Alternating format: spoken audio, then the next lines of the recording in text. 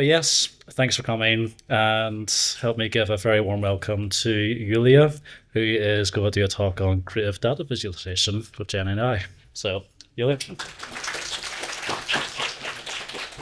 Yes, thank you so much, everyone, for coming to this talk. I know there is a lot of super interesting stuff going on, and there's a few things we are going to get through today. So I want to suggest you to get to know each other a little bit warm up because it's afternoon. I'm pretty sure you're pretty much bored after all of these talks. And then I will walk you through different inspirational examples and give you some takeaways so you could go and try something to do it by yourself at home. So let's get to know each other and just raise your hand if you're a little bit tired of hearing about Gen AI. Yes. Raise your hand if you have already used Gen AI yourself as well. Yeah, almost everyone. Raise your hand if it concerns you a little bit, just a tiny bit, that it's so spread it. And raise your hand if it gets you excited. Okay, yeah, there are some people, not everyone. So I get to know a little bit about you, so I'll tell you about myself as well. So I have been working for 5 years in data visualizations across different roles in startups and corporate world. And before this, I worked in marketing for a few years. And just before marketing, I got my bachelor's in arts and then switched. I tried to develop my visual novel as a hobby and tried using Gen AI for it as well. So mainly from my dealing with marketing and designers, social media, and data visualization, that's where my experience sort of comes from. So why do you actually need to bother with Gen AI at all? So it's not great, like we all know it, so it's not perfect, but it is cheap and fast. So it's not a lot of things which are cheap and fast. It would be great if it would be great, but not a lot of things get all of this. So you could use it to find your inspirations or test ideas, create easy proof of concept. You can read like yourself what is written there. So I'll show you an example. For example, you could have a request that you want to have like old style infographics of Italian food. And you send this request like for social media, for article, for data visualization, whatever, and send to your designer or developer, and you send them, you spend a lot of time finding like some kind of like your vision, what do you want to see, and you do your best and in researching these beautiful pictures, and then you get this. And this is kind of old style infographics of food, yes, but it might be not exactly what you have expected.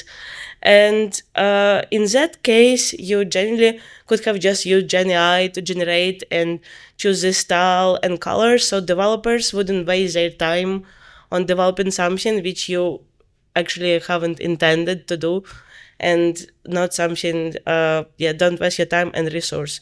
So obviously this is not great, it's not accurate. All of this data is blurred, text is not readable, but at least you can use these pictures and send it to your developers to give them better understanding what they want to see in the end. And that's when actual designers or developers can implement through different technical resources more precise picture, but you wouldn't waste your own time and you wouldn't waste developers' time as well. So also, artists and designers, it's very important part of Gen AI in different things, and there's one of them which is called Vincent Van Gogh. Probably everyone heard about him, and he struggled a lot with his mental health issues, and he wasn't really popular during his lifetime, but now he got like very popular, and sometimes it's for worse. So because he gets used, like all his artworks are getting used like in different memes and all kind of like stuff. But also we got some great examples. So does anyone know what this is? Like what it could be? Like any guesses? Yeah, so this is inspired by Starry Night, but basically what they did, so they got data from mental health patients in France, And based on this visual, they applied style transfer of Starry Night created by Van Gogh, and created this picture, which kind of helps to emphasize it and get it more creative, because Van Gogh killed himself, cut off his ear, and he's like also mental health awareness, and you can use kind of artsy stuff. So do it by hand as a developer or the designer. It will be very time consuming, and you would need to a lot of skill to do it by yourself in Photoshop or whatever. So this is actual article where they explain how they did it. So you can scan QR code later if you want to find it, but they explain step by step how they apply this style transfer on this visual. So also you can use Gen AI for some inspiration for color. So it's not always great. So on the right hand side, I just my prompt was just generate color palette for me, and it's pretty like orangey to warm compared to original image. But if you feed it original image, it will give you better results. But you can use it color palette sort of if you want to get inspired and just get out of your way just the same dashboard and colors. Also, you can generate inspiration for new layouts, because again with this example with Van Gogh, so it's really easy to stuck in your own ways, especially if you work for business. Just redo this again, the same visual. So just to get a challenge yourself to implement something new, you could use this as well. Also, you can generate assets, so it can be beneficial for different developers as well. So backgrounds, buttons, logos, like images, pictures. So it doesn't look great, so but you can at least kind of play with it. And then when you would be actually created original requests for designers, you can kind of, or showing something to business, you would get better idea of what you don't want to see or what you want to see. And obviously don't need to incorporate all of it, but you could steal some ideas from Gen AI, which stole ideas from internet. So like for example, these ones are not too bad, but so you can play around and improve it on and incorporate in your work. So not talking about design, but also finding inspiration in other things. So you could see can use visual, and of course they write kind of source, but for example, like on this visual, there's like Gallup. I have no idea where it is. I'm going to spend time Googling it, or I could use ChatGPT as a parser and just parse the data and then do the same visual, but with my own kind of try my own instruments, which I want to get better at. Also, you can use ChatGPT to generate yourself summary if you want to explain to client what's going on, or you can create conversational experience for a client themselves, so they could ask them and not you what is going on in the visual, because not all of the people have data literacy to understand actual insights. So and it works quite well, quite accurate, to be honest. Like for example, all values over here, I double checked all of them and they are all correct. So not only like with ChatGPT, all other different dashboard business intelligence systems like Tableau or Power BI is already implemented. So you have like question answers visuals where users can interact and create visuals by themselves, or system would suggest visuals or suggest what to look for, which kind of top depending on your data set. And of course, you can also use to develop something on your own by coding, because this is developer conference, right? So this is a very nice article where they compare different ChatGPTs and how they interact with different Python libraries to create visualizations, which is obviously it can never replace us at our work, but learning a new language from scratch is not possible always, and it's great that such things exist which can help you out. So, for example, this is another Python library which is called Lida, which helps sort of apply different style transfers on your data visuals. And of course, it would be a little bit less accurate if you would apply pastel art to it or shells, whatever, but it can kind of help drag attention to users and make their experience, enhance their experience, and you can always show them, keep the option to switch between original one with them. So, for example, I myself, I know Python, but I'm really jealous of people who know JavaScript because I find it very challenging to learn, and you can develop so many cool things with JavaScript. So this is one of the things, and which you can do with D3.js library, and this is amazing. So making by hand or creating as a dashboard is just not possible. So, and I cannot just leave all my actual tasks and just spend my time away figuring out how to do it on my own. Or, for example, there's other examples from D3.js, which you can use an inspiration. So there's watercolor or oil painting style or all kind of other interactive visuals. You can click around with them and insert in your websites, and these are all amazing, but I don't know how to write or read JavaScript code. And obviously you can use ChatGPT to help you with that and help you to understand code, interpret that code, and you can try to feed it pictures and generate code for create similar pictures as well. So, for example, great example in R, created by Ansgar Volsing, I hope I pronounced it right, but over here he just generates textures for his map. So all of these textures of paper, they're auto-generated. Imagine like just drawing it all by hand or requesting designer to draw all these different ones by hand. It just would be very long and a nightmare. But all of them are generated, but actual data is precise and R, and I think it's perfect example of how to use GenAI regarding data visualization, because you can inspire and help yourself with all these like generated assets, but still keep data accurate and precise. So this is, for example, how you can start, because I don't know R as well, only Python. So you can just, and this person, he shares all his R code.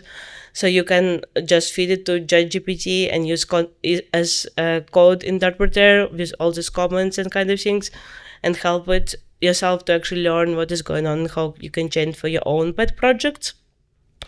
So this is another example of great JavaScript library, which is called P5GS.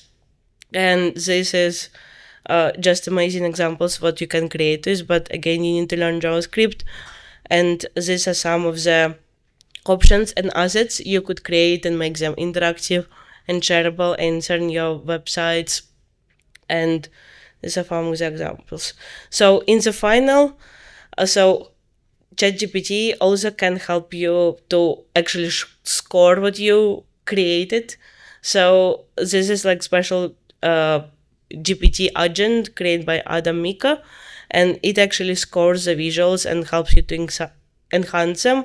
So, for example, I fed this. So this is how you can access this ChatGPT created by him. So I fed this visual to him, and that's what, for example, feedback which I got. So it suggests as well for accessibility, because I find it challenging to always keep in mind how you can, make it more accessible for different people, and gives like alternatives which extra data you can add to make visual more full and tell a better story. And you can feed screenshots of anything, of separate visuals or of dashboards.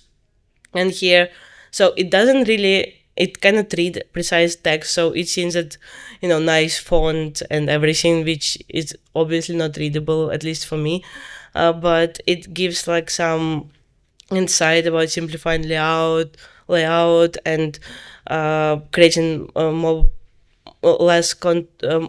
color contrast and all this like chart optimization, because obviously it's too cluttered. So there are some insight you can definitely get from it. And obviously, when we work with data visualization, sooner or later we end up with actual slides. And one of the example I want to share with you. So when you're presenting now, this is our team, we who worked on it, and unfortunately, like at least my team members, their photos don't always look like these people in the suits. They would more normally look like this. So all kind of different selfies, and there is kind of idea to create like all them to one style. And I tried a lot of different apps to do something like this, especially when I was applying to a conference and didn't have a nice photo for a conference. I was like, okay, maybe let me generate something. And didn't really work well, but I actually found an app which worked quite well because it is not actually changing that much facial features and more like changes background around it. So this is also one of the ways to, if you have like problems with photos, I think it's not too bad. Kind of nice solution. And also one of the things which you can add to your presentation to spice it up is creating more nicer QR codes. And this is what my colleague Mark came up with. So here's his LinkedIn as well if you want to join him. Give him a shout. But yeah, just to get a little bit more creative, bring more attention. So of course, Gen AI has a lot of limitation and considerations, and it's not perfect. It's important to keep in mind that users need to be aware about data accuracy, literacy, and privacy, and on ethical consideration how this was trained and on which data it was trained, how legal it is. But you can use it just to get inspired and get some proof of concepts. So I want you to suggest just you all do different things and just pick one whenever you which closer to your thing. Is it code or whatever, and just go and try it by yourself. Just generate some buttons and try just to get creative. When you actually free, you can just play around with it for free. And so this little link. I recently went to a conference about data visualization in Netherlands and met there very nice people from island of Ireland, which also were interested in database, and we thought about creating little database community and events. So you can join this meetup group if you want, just casual. And yeah, thank you so much for your attention, and feel free to drop me a message on LinkedIn and ask me any questions, and I'll be happy to share with you all the resources and articles I can. Yeah.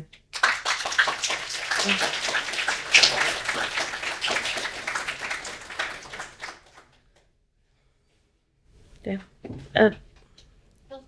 Thank you. Yeah. Is there any questions or no? Yep. As as stuff like Midjourney has improved over the past year, has the price gone down or up, or is it? Yeah, so Midjourney used to be free. It's not free anymore, and I think it costs something around $20 per month now. But for example, Dali, this is by OpenAI, so you can generate up to 3 pictures per day for free. Also, uh, yeah, so you can still find free options. Sure. Yeah. And that site that you shared where it scores your visualizations, Yeah. is that a free service or is that a It is free service. Yeah, it's free service. Yeah. Thank you. Yeah.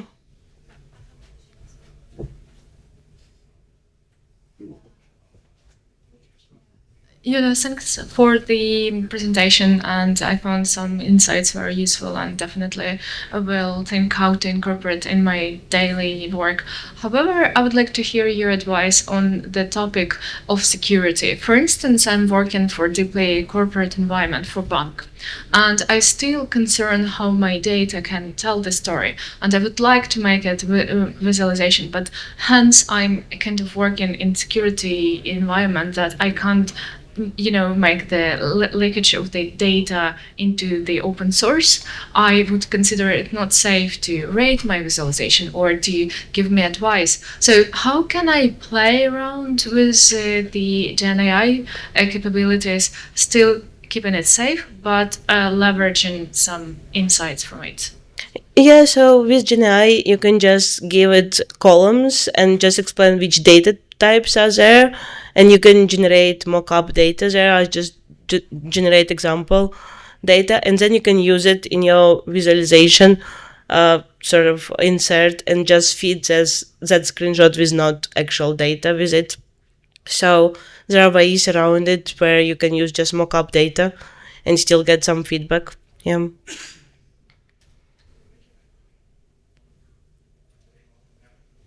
Yeah. Okay. Thank you very much.